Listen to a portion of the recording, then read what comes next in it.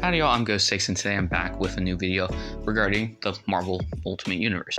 Now if you don't really know comics and you only follow the movies religiously, right, or even at all, you probably won't know what the Ultimate Marvel Universe is. And this was an attempt by Marvel to basically make everything new, current, and reboot the normal universe, but not actually alter the normal universe. Let me explain.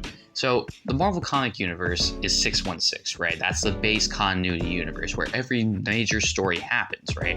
Until they deem they don't want it to happen, then that will go on to its own universe. The Ultimate Universe is Earth fell in 1610, right?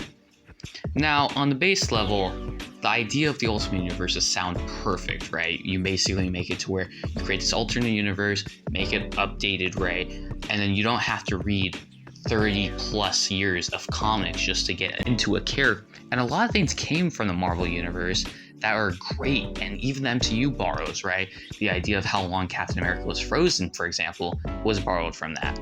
Before, it wasn't even that long. I think it was like 20 years. And then you see in the MCU, it's like 70 years, right? And you're like, wow, that's insane, right? That's so much better because, you know, the effect of that, it's more powerful. And even with Spider-Man, right? For example, most people don't know this, but Miles comes from that universe. So even though his universe is surrounded by a lot of issues, they had great Spider-Man in there.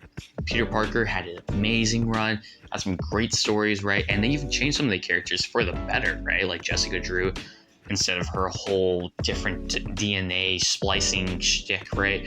She was just another clone of Peter Parker, but that was a girl. And you're like, okay, that's kind of weird, but it makes more sense than all this crazy stuff, right?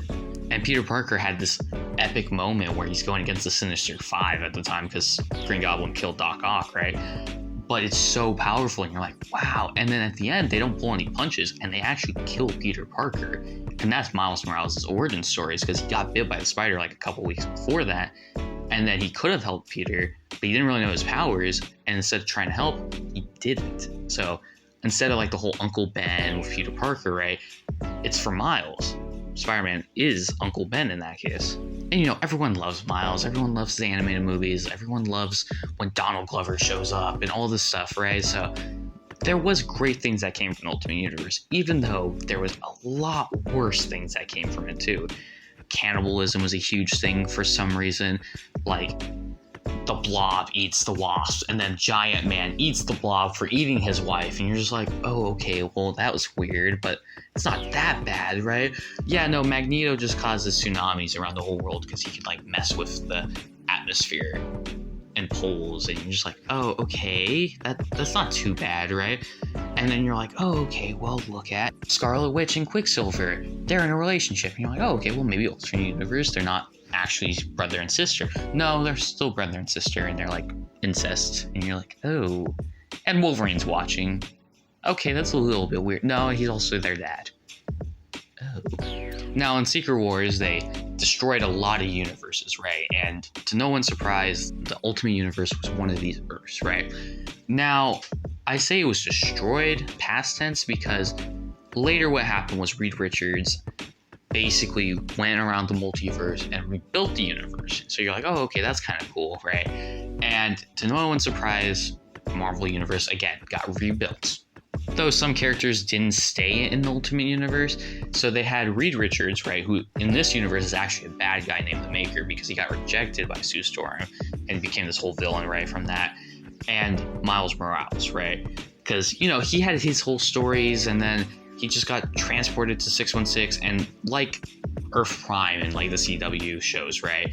These characters got rewritten into those worlds to match that theme, right? So instead of Spider-Man dying, because, well, you need 616 Spider-Man to still be alive, otherwise how are you going to sell those comics, right?